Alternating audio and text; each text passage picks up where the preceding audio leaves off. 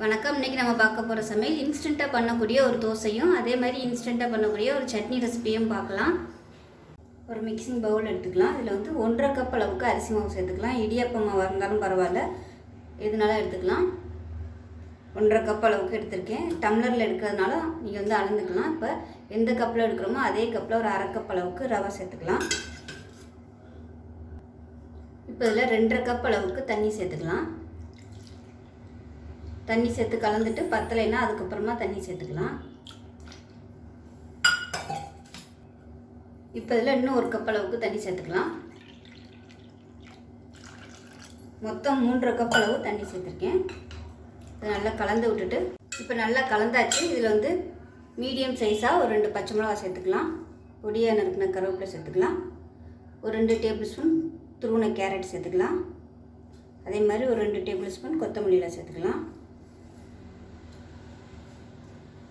அதே மாதிரி நல்லா ஒரு கைப்பிடி அளவுக்கு வெங்காயம் பொடியாக கட் பண்ணதை சேர்த்துக்கலாம். தேவையான அளவுக்கு உப்பு சேர்த்துக்கலாம். பெருங்காயத்தூள் கொஞ்சமாக சேர்த்துக்கலாம். இப்போ இதில் மிளகு 1 டீஸ்பூன், ஜீரகம் 1 டீஸ்பூன் 1-2 நச்சுட்டு சேர்த்துக்கலாம். முழுசாக சேர்க்குறதுனால சேர்த்துக்கலாம். சின்ன பிள்ளைங்க இருந்தாங்கன்னா இந்த மாதிரி நச்சுட்டு சேர்த்துக்கோங்க. அதை நல்லா கலந்து விட்டுட்டு நல்லா ஒரு 1/2 மணி நேரம் ஊறட்டும். அதுக்குள்ளே கொஞ்சம் சட்னி ரெடி பண்ணிக்கலாம். இதில் பார்த்தீங்கன்னா மெஷரிங் கப்பில் ஒரு 1/2 கப் அளவுக்கு துருவின தேங்காய் வச்சுருக்கேன். ஒரு கைப்பிடி அளவுக்கு கொத்தமல்லி, அதே மாதிரி 2 கைப்பிடி அளவுக்கு புதினா.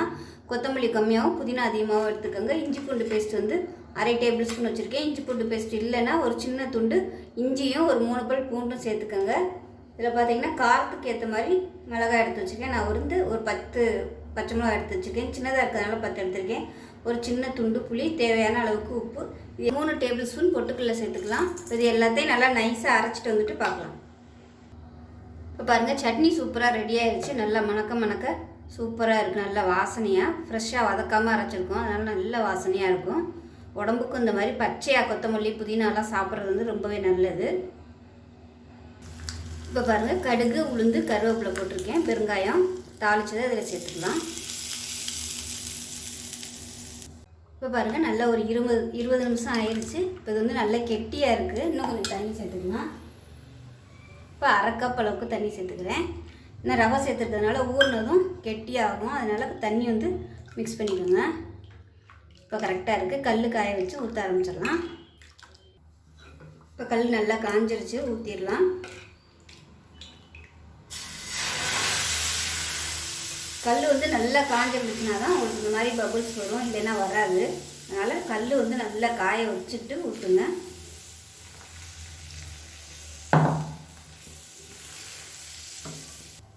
இதுக்கு மேலே எண்ணெய் விட்டுக்கலாம்.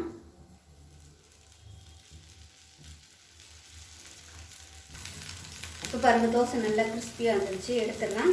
எடுத்துகிட்டு திருப்பி போட்டுடலாம்.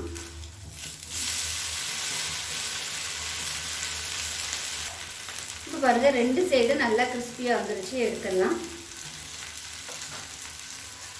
பாருங்கள் எந்த அளவுக்கு கிறிஸ்பியாக இருக்குன்னு. இப்போ இதே மாதிரி அடுத்த தோசையும் ஊற்றிக்கலாம்.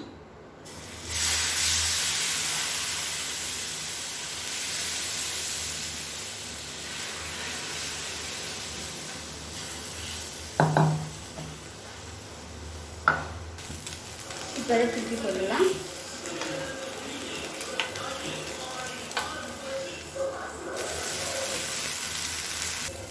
இப்போ பாருங்க, தோசை அருமையாக ரெடி ஆச்சு.